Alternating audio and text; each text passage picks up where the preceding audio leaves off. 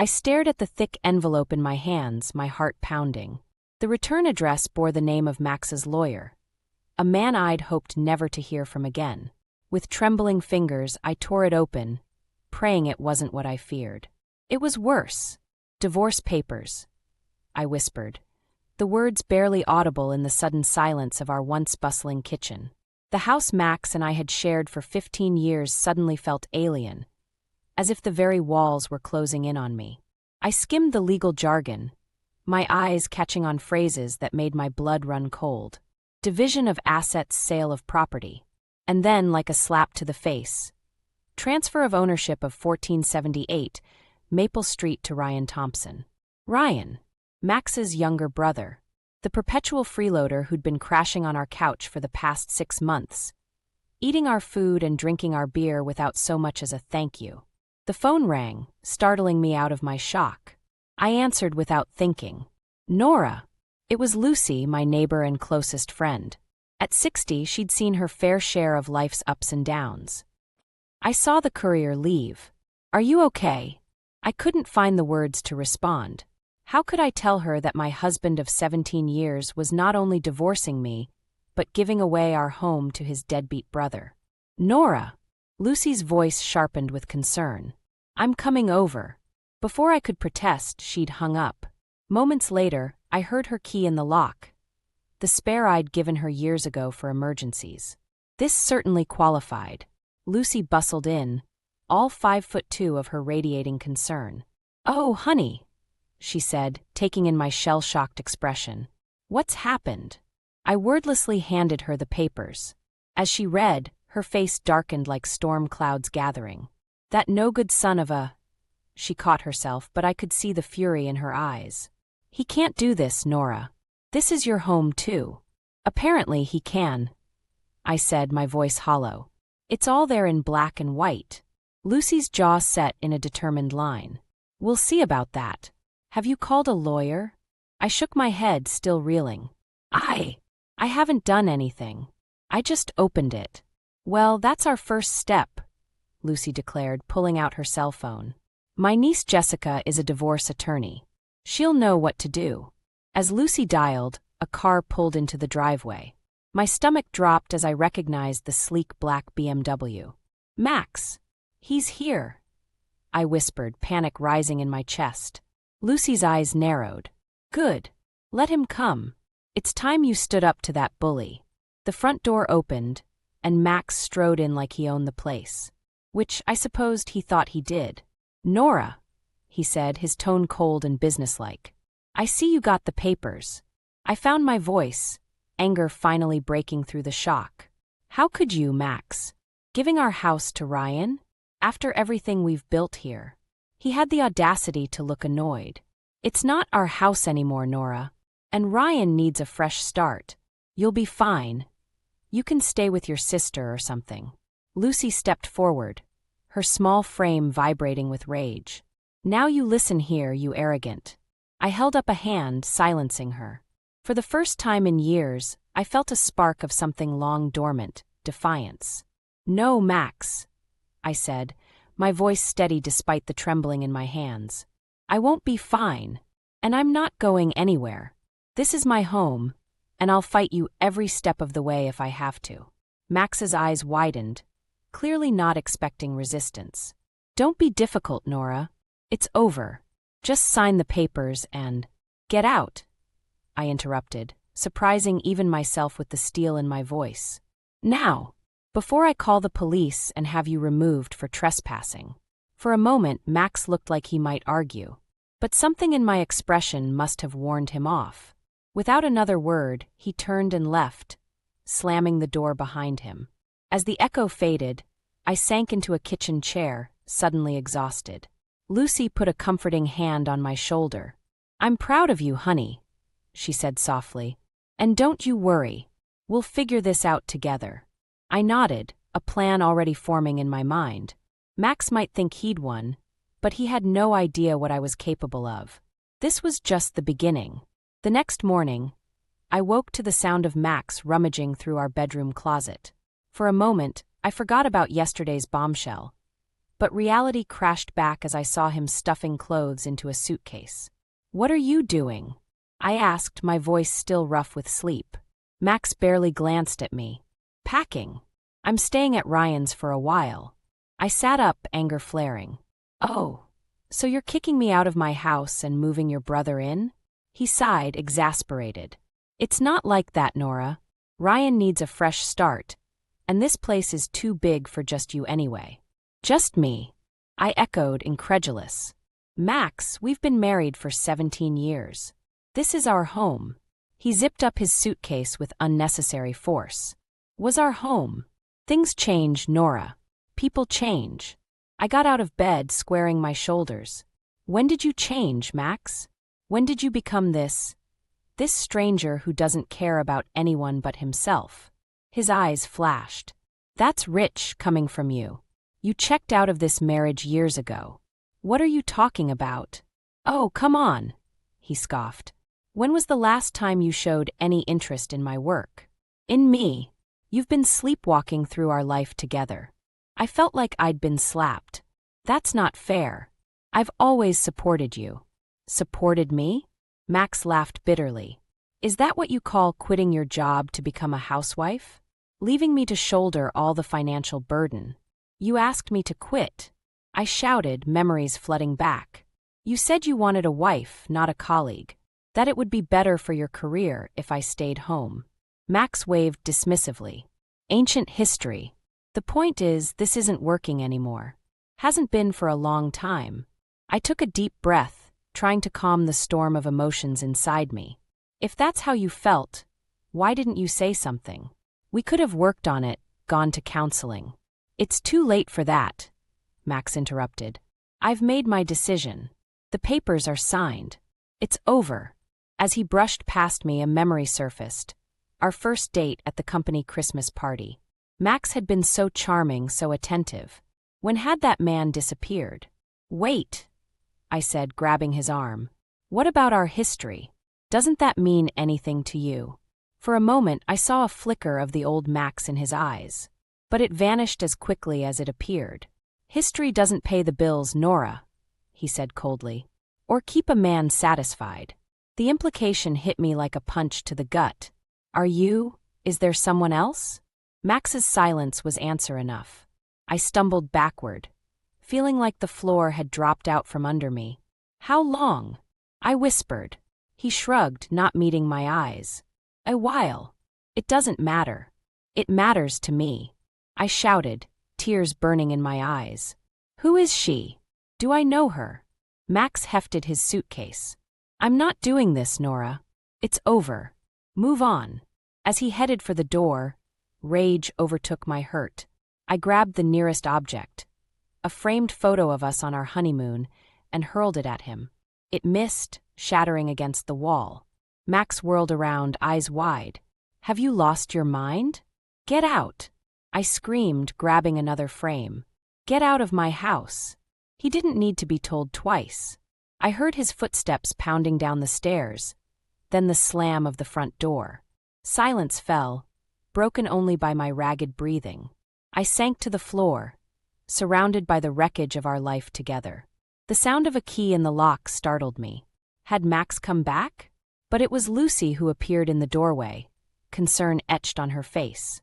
"Oh, honey," she said, taking in the scene. "What happened?" I looked up at her, a strange calm settling over me. "I just found out my husband's been cheating on me," I said, "and I think I'm going to destroy him." The next few days passed in a blur of anger and determination. I'd spent hours on the phone with Lucy's niece, Jessica, discussing my legal options. The more I learned, the more my resolve strengthened. Max wasn't going to get away with this. I was sorting through financial documents when the doorbell rang. My heart skipped a beat, thinking it might be Max, but when I opened the door, I found myself face to face with Ryan and his wife, Sophie. "Nora," Ryan said, shifting uncomfortably. "Can we talk?" I hesitated, then stepped aside to let them in. Sophie offered a sympathetic smile as they passed. In the living room, an awkward silence fell. Ryan cleared his throat. "Look, Nora, I know this is a difficult time for you." "Difficult?" I interrupted, my voice sharp. Your brother is trying to divorce me and give you our house. Difficult doesn't begin to cover it. Sophie placed a hand on Ryan's arm. We didn't know, Nora. Max told us you'd agreed to sell the house. I laughed bitterly. Of course he did. And let me guess, he said I was fine with moving out, too. Ryan had the decency to look ashamed. We should have talked to you directly. I'm sorry. We don't want the house, Sophie added quickly. Not like this. I studied them, seeing the sincerity in their eyes. It was almost a relief to direct my anger at someone other than Max. Then why are you here? Ryan took a deep breath. We want to help. Max. He's not being himself lately. We're worried about him and about you. Worried about me? I scoffed. I'm not the one throwing away a 17-year marriage and trying to make my wife homeless. Sophie leaned forward. Nora, has Max been different lately? Before all this happened. I paused, thinking back. He's been working late a lot. More irritable. I thought it was just stress from his job, but I trailed off, remembering his admission of an affair. Ryan and Sophie exchanged a look. We think there might be more going on, Ryan said carefully. Max's behavior, it's not just affecting you. He's been making risky decisions at work, too. This was news to me. What kind of decisions? I probably shouldn't say. Ryan hedged, but Sophie cut in. He's been gambling with company money, she blurted out. Big risks, big losses. Ryan overheard him on the phone with someone trying to cover it up. The room seemed to tilt. Are you saying Max is embezzling? Ryan nodded grimly. We think so. And we're afraid he's going to drag you down with him when it all comes out. My mind raced. Suddenly, Max's insistence on a quick divorce made sense. He wasn't just leaving me. He was trying to protect his assets before everything fell apart. I need to call my lawyer, I said, standing abruptly. As I reached for my phone, another ring at the doorbell startled us all. Through the window, I saw two men in suits standing on the porch looking official. Mrs. Thompson? One called out. We're from the FBI. We need to ask you some questions about your husband's financial activities. I turned back to Ryan and Sophie, seeing my own shock mirrored in their faces. This was it. The moment everything changed. Taking a deep breath, I squared my shoulders and moved to open the door. Whatever was coming, I would face it head-on. Max might have thought he could leave me with nothing, but he'd underestimated me. As I greeted the agents, a strange calm settled over me. This wasn't just about saving my home anymore. It was about justice, and I was ready to fight.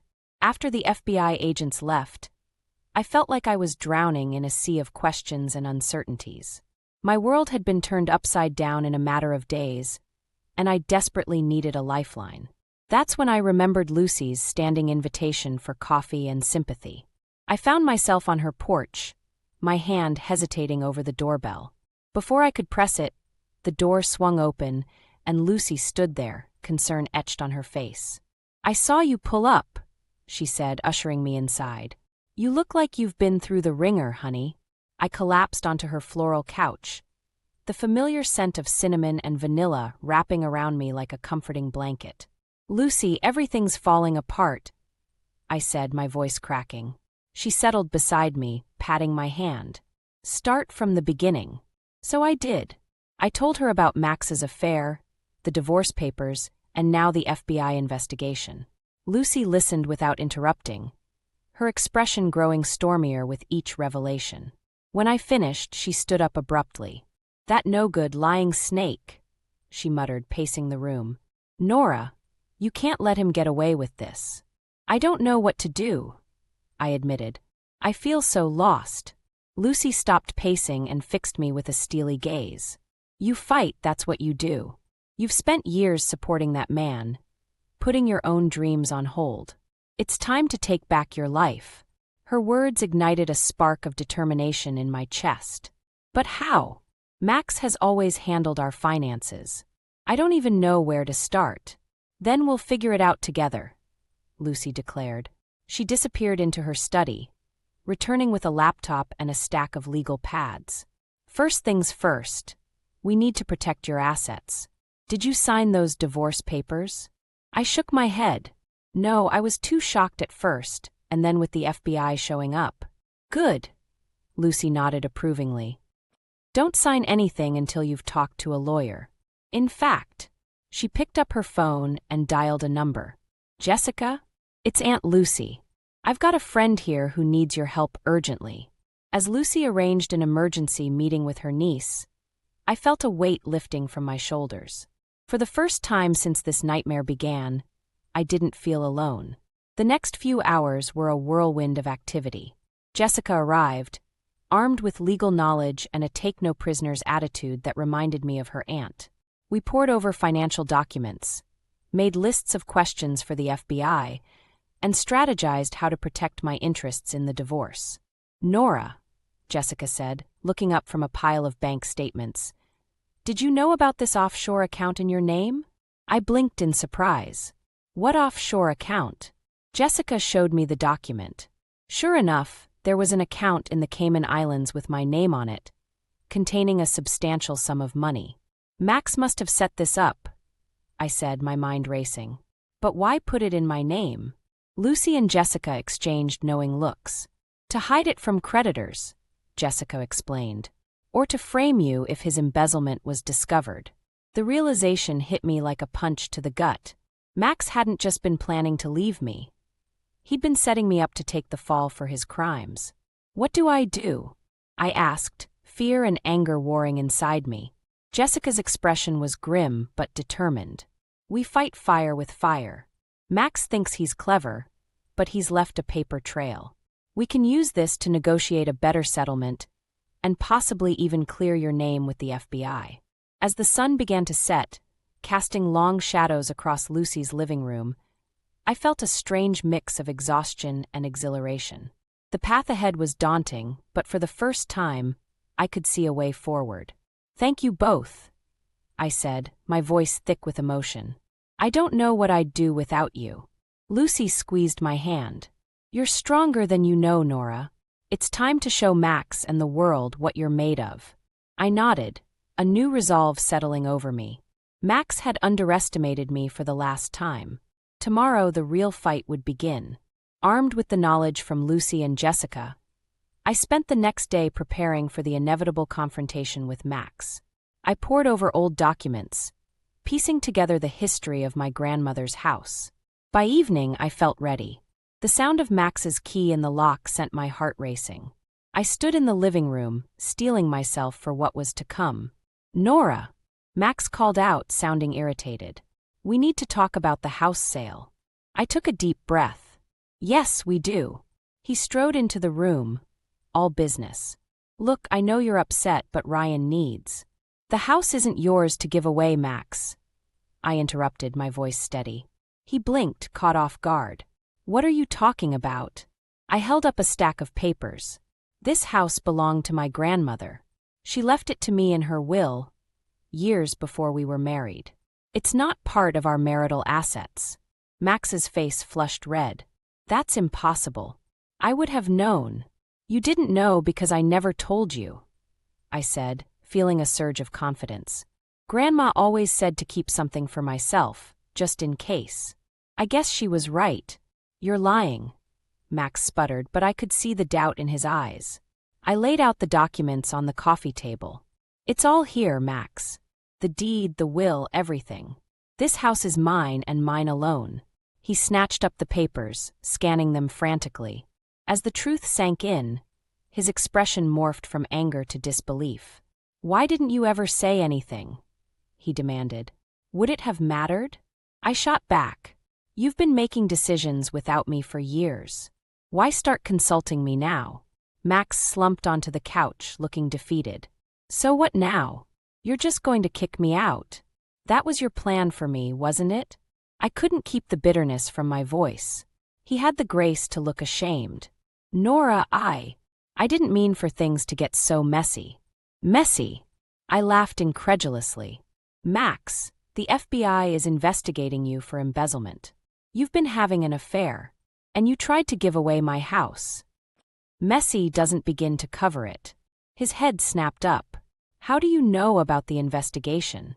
I have my sources, I said, thinking of Ryan and Sophie. Did you really think you could keep me in the dark forever? Max stood abruptly, pacing the room. You don't understand. I had no choice. The company was in trouble, and I had to do something. So you decided to steal? I shook my head in disbelief. What happened to you, Max? When did you become this person? He whirled on me, eyes blazing. When did you become such a sanctimonious bitch? You've been coasting through life, playing housewife while I busted my ass to give us everything. His words stung, but I refused to let him see how much. I gave up my career for you, Max. I supported you in everything. And this is how you repay me. We stood there, glaring at each other, years of resentment and unspoken grievances hanging in the air between us. Finally, Max spoke, his voice low and dangerous. Fine. Keep the house. But don't think this is over, Nora. I won't go down without a fight. As he stormed out, slamming the door behind him, I felt a strange mix of triumph and terror. I'd won this battle, but the war was far from over. I sank onto the couch, my hands shaking as the adrenaline wore off. Max's threat echoed in my mind. What would he do next? How far was he willing to go to protect himself? One thing was clear. I couldn't afford to underestimate him again. As I reached for my phone to call Lucy, I made a decision. It was time to stop playing defense. If Max wanted a fight, I'd give him one he'd never forget. The days following my confrontation with Max were a whirlwind of activity. I threw myself into reclaiming my life, starting with changing the locks on the house. As I watched the locksmith work, I felt a mix of satisfaction and sadness. This was really happening. My marriage was over. Lucy arrived that afternoon, armed with boxes and a determined gleam in her eye. Time to exorcise Max from this house, she declared. We spent hours sorting through closets and drawers, packing up Max's belongings. Each item unearthed a memory, some fond, others painful. By evening, a mountain of boxes stood in the garage, a physical representation of our fractured life together. As we collapsed onto the couch, exhausted, my phone buzzed with a text from Ryan. Need to talk. It's urgent. Can we meet? I showed Lucy the message, my stomach churning with anxiety. What do you think? She frowned. Be careful, honey. Max might be using Ryan to get to you. Despite Lucy's warning, I agreed to meet Ryan at a nearby coffee shop. As I pulled into the parking lot, I spotted him pacing nervously outside. Nora, thank God, he said as I approached. We have a problem. Inside, over steaming cups of coffee, Ryan laid out a tale that made my blood run cold. Max had been busy since our confrontation, and not in a good way. He's trying to pin everything on you, Ryan explained, his voice low. The embezzlement, the offshore accounts, all of it. He's telling anyone who'll listen that you were the mastermind behind it all. I felt the room spin. But that's insane. I didn't even know about any of this until recently. Ryan nodded grimly. I know, but Max is desperate. He's facing serious jail time if he's convicted. He thinks if he can make you look guilty, he'll get off easier. What am I supposed to do? I asked, panic rising in my throat. You need to act fast, Ryan urged. Max is meeting with the company board tomorrow. If he convinces them, they might press charges against you. I left the coffee shop in a daze, my mind racing. How had things spiraled so out of control? I'd gone from housewife to alleged criminal mastermind in a matter of weeks. Back home, I paced the living room trying to formulate a plan. Lucy listened as I recounted my conversation with Ryan, her expression growing darker by the minute. That rat bastard, she muttered. Nora, we need to fight back. Hard. I nodded, a strange calm settling over me. You're right. No more playing defense. It's time to show Max what I'm really capable of. Through the night, Lucy and I worked tirelessly. We combed through financial records, pieced together timelines, and compiled a dossier of Max's misdeeds. By dawn, we had a plan. As the sun rose, casting a golden glow over the neighborhood, I steeled myself for what was to come. In a few hours, I would walk into Max's company and lay out the truth for all to see. It was a risky move. I could be arrested on the spot if things went wrong. Lucy squeezed my hand. "Are you sure about this, honey? There's no going back once you do this." I met her gaze, my resolve firm. "I'm sure. Max took everything from me. My marriage, my trust, my sense of security. I won't let him take my freedom too." As I gathered my evidence and prepared to leave, a text from Ryan flashed on my phone. "Max just arrived at the office. He looks smug. Whatever you're planning, do it now." This was it, the moment of truth. As I walked out the door, I felt a strange mix of terror and exhilaration. One way or another, by the end of the day, my life would be forever changed. I took a deep breath and headed for my car. It was time to face Max and reclaim my life, once and for all. My heart pounded as I strode into the lobby of Max's office building. The security guard eyed me suspiciously, but I flashed my old employee badge. The one I'd kept as a memento of my working days, and he waved me through. In the elevator, I took deep breaths, steadying my nerves. The folder in my hands felt like it weighed a ton, filled with evidence of Max's financial misdeeds. As the doors opened on the executive floor, I steeled myself for what was to come. Max's voice boomed from the conference room, cocky and assured. "Gentlemen, I assure you, this is all a misunderstanding. My wife." I burst through the door, interrupting his performance. "Your soon-to-be ex-wife is right here, Max. And I think it's time everyone heard the truth." The room fell silent. Max's face drained of color as he realized his carefully constructed lies were about to come crashing down. "Nora," he said, his voice strained, "this is a private meeting. You need to leave." I ignored him, addressing the board members directly. "I apologize for the interruption, but I have information that's crucial to your investigation." The CEO, a stern-faced woman I recognized from company photos, leaned forward. "Mrs. Thompson, this is highly irregular." "I understand," I said, my voice steadier than I felt. "But I promise what I have to say is worth hearing." For the next hour, I laid out the evidence Lucy and I had compiled. Bank statements, emails, recorded phone conversations, all pointing to Max's guilt. With each revelation, I watched the board members' expressions shift from skepticism to shock to anger. Max tried to interject, to spin more lies, but his protests grew weaker as the truth became undeniable. When I finished, the room was so quiet you could hear a pin drop. The CEO broke the silence. "Mr. Thompson, in light of this information, I think it's best if you leave the premises immediately. Security will escort you out." As two burly guards appeared to lead Max away, he lunged at me, his face contorted with rage. "You bitch! You've ruined everything." I stood my ground, meeting his gaze. "No, Max. You ruined everything yourself.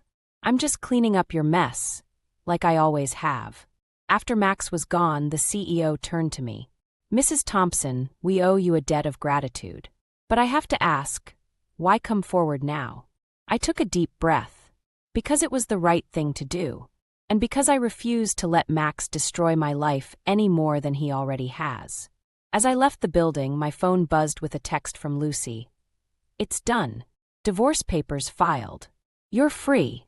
A wave of emotion washed over me, relief, exhaustion, and a glimmer of hope for the future.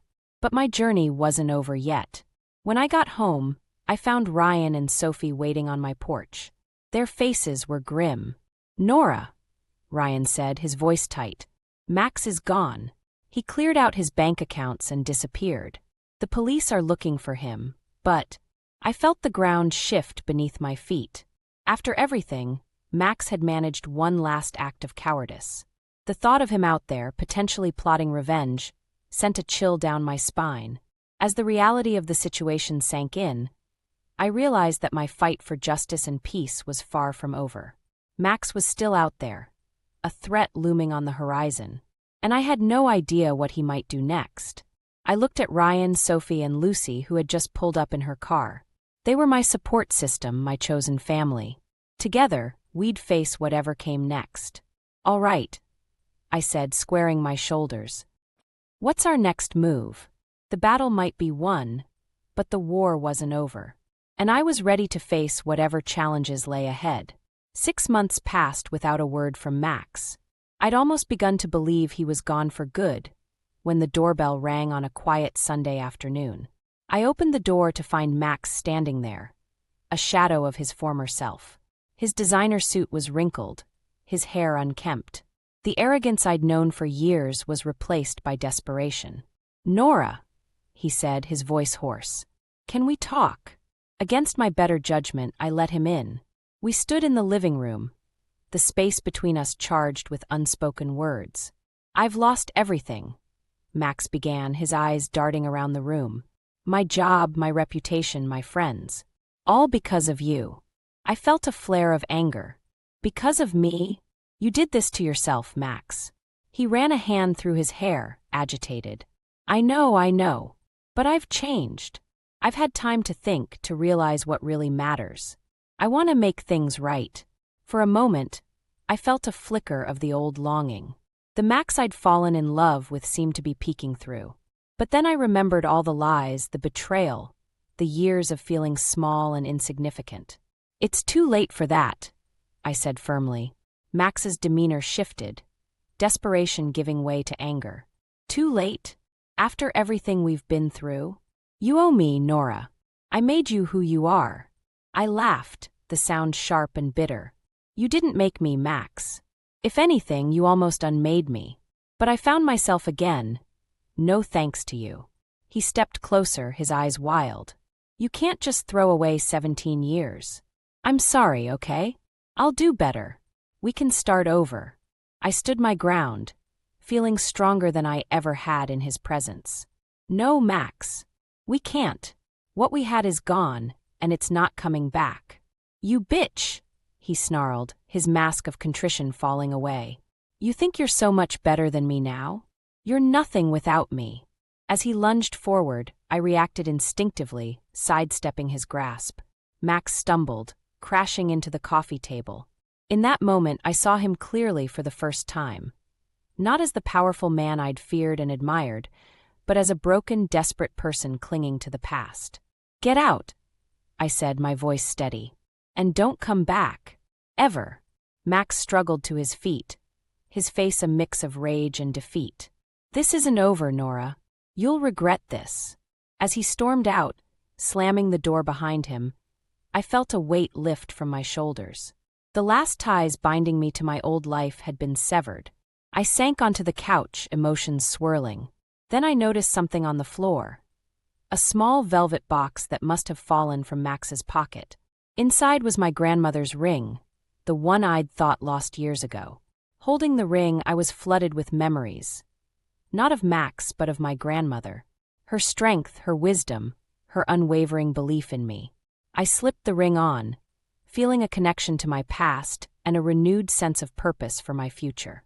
The doorbell rang again. This time it was Lucy, Ryan, and Sophie arriving for our weekly dinner. As I let them in, sharing hugs and laughter, I realized that this was my real family now. Chosen, not imposed. Over dinner, I told them about Max's visit. Their concern was touching, but I assured them I was okay. "I'm proud of you, honey," Lucy said, squeezing my hand. "You've come so far." Ryan raised his glass. "To new beginnings," he toasted. As we clinked glasses, I felt a surge of gratitude and hope. The journey had been hard, but I'd emerged stronger, wiser, and surrounded by love. Later, as I got ready for bed, I caught my reflection in the mirror. The woman looking back at me was different from the one who'd received those divorce papers months ago. She was confident, resilient, and ready for whatever life might bring. I touched my grandmother's ring, a symbol of the strength that had always been within me. "Thank you," I whispered to her and to myself. As I drifted off to sleep, I felt at peace for the first time in years. Tomorrow was a new day, full of possibilities. And I was ready to embrace them all.